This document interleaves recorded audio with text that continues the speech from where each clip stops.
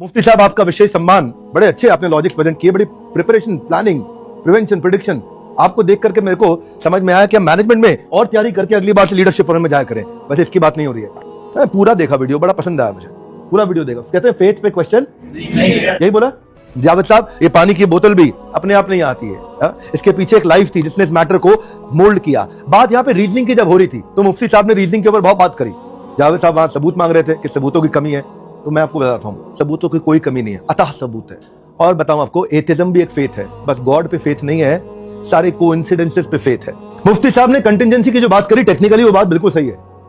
Contingency की theory के हिसाब से हर कारण के पीछे एक कारण होगा और उस कारण के पीछे का जो कारण है वो उस कारण को कारण बनाता है। There is a reason behind every reason, there is a cause behind every cause. तो बार बार टाइम एंड स्पेस की जब बात हो रही थी कि जो चीज टाइम एंड स्पेस के अंदर आ गई उसका कोई कॉज और जो नहीं आई वो कॉजलेस है। ये जो मुफ्ती साहब ने थ्योरी समझाई, ये मैंने आपको शास्त्रों से समझाई, बस इतना ही फर्क है।